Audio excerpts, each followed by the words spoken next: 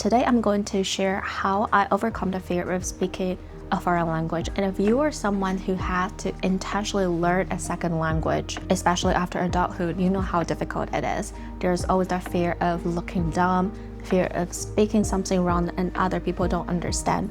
Especially if you're an immigrant, you're an international student living in a foreign country, you're forced to be put into this kind of situation where you have to use the language that's not familiar to you, but is familiar to everyone else around you. I personally have struggled with this extreme sense of fear and anxiety for years when I speak into a native speaker. During those years, no one has ever taught me how to deal with it, but I have wrestled with it so much over the past few years. I've learned the lesson the hard way, and I want to share some tips that I learned to help you navigate this internal voice that telling you that you sound dumb, that you shouldn't be speaking up, and that prevents you from speaking the foreign language fluently and confidently. The first thing I want you to know is that we all have this common feeling of worried about looking dumb or feeling vulnerable, feeling awkward when we are trying something new. So this is not a bad sign at all. A lot of people avoid trying things new, trying things out of their comfort zone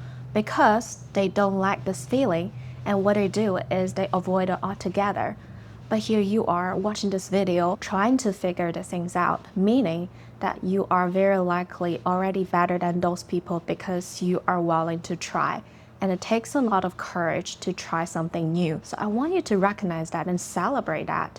Celebrate that you are willing to step out of your comfort zone. That's not something everyone is willing to do. That alone takes a lot of strength and courage. When you have to use a second language, I want you to pay close attention to how you're feeling and what is going on in your mind. I went to a networking event 2 weeks ago, and I'm one of the few people who was not speaking English as my first language. So the first thing I identify is I feel awkward being in a room where I don't really know anyone and I don't know where to start. Once I identified that feeling, I just quietly recognize that in the past, what I've done a lot is I soaked in that feeling so much that it starts to spiral, the feeling becomes bigger and bigger. Then I had to escape because it's too overwhelming for me. But that time, what I did was simply to identify it. Okay, there is a feeling of fear of being left alone. There is the feeling of fear of looking down, fear of being awkward. I want to recognize that. That is here. Never underestimate the power of naming a feeling and naming a worry. The moment you are able to see it eyes to eyes is the moment that the power of it diminishes. So when you have that feeling of anxiety, when you have those thoughts of, I'm not gonna be speaking good enough, I want you to identify it and I want you to embrace it. Embracing it means thinking about last time you went to an ocean and when the wind comes to you, what do? You just let yourself feel it, right? You're not gonna pushing that wind away because there's no point. You'll never be able to push that wind away. And in this case, your feeling is like that wind. All you need to do is to just embrace it. And the moment you embrace it, magic happens. Things start to become easier. The feeling becomes simplified. You are only facing the fear, and you know that you're facing the fear. It's a good news because it's a sign that you are courageous. Courage to a lot of people means fearless, but that is actually a wrong perception. Courage means that you have the fear, but despite the fear, you're still trying, you're still doing what you need to do. You are staring at a fear eyes to eyes. That is courage. So when you are able to recognize that feeling, that is a sign that you are courageous. Because not everyone is able to face their shadow, face their fear. But at that moment, you were able to do that. So that's the first thing. So now you walk into a social situation, you starting to feel the anxiety, you recognized it, you try to embrace it, you understand that fear is a sign that you are trying something new. It's a sign that you are growing, stepping out of your comfort zone. Now, what we're going to do next is we are trying to befriend that fear. I want you to think about the last time you were worrying about speaking the language in the social situation and looking dumb. What specific fear going on in your mind? Because it can look different for everyone. I speak from my own experience. I worried a lot about I'm not using the right grammar structure, or I said a word that other person don't understand, or they said something that I am supposed to understand, but I didn't, then I will look dumb. The moment I have the doubt of I don't understand what they're saying is the moment I have doubt over my own ability in speaking English and communicating clearly using the second language. That is what my fear look like. And what about you? What does your fear look like? And once you identify that, I call it fear, a child part of me. I start to trace back and ask myself, when was the first time I ever experienced this in my life? I've ever experienced the thought of I might look dumb, other people might judge me for not speaking the perfect language or doing the perfect thing.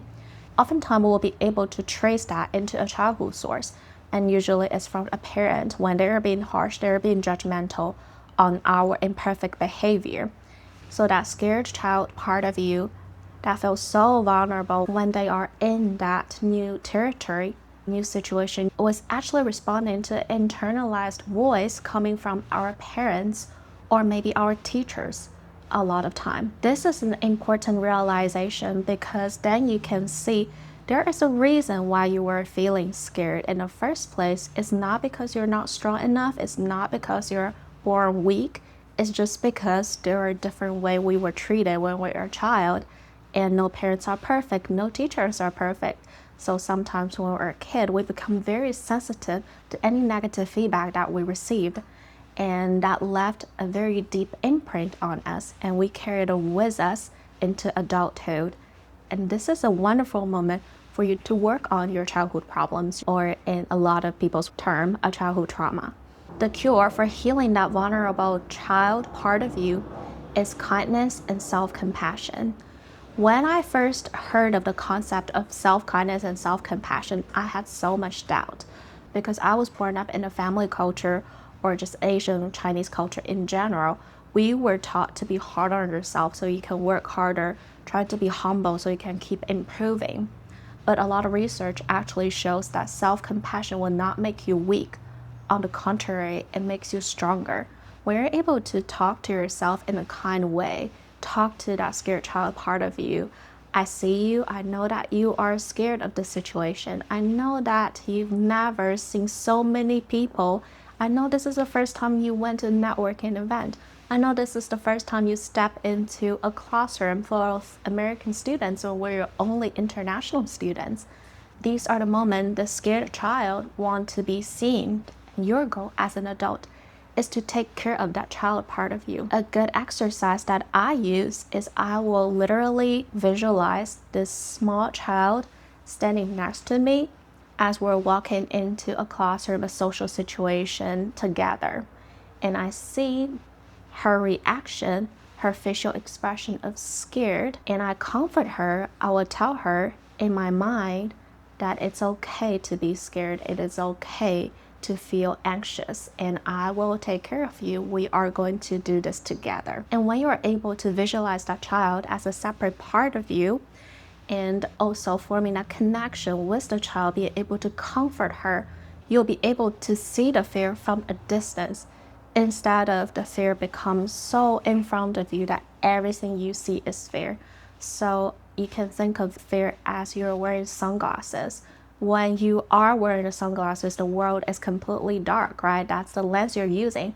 In this case, the fear is the sunglasses. When you're able to take out the fear and transform this fear into a scared child, then you are basically taking off the sunglasses so you can see the fear as the fear and you as you. These are two separate things. You are not your fear. You are more than your fear. The fear is just a feeling. This is a very universal tool and it's a very good start.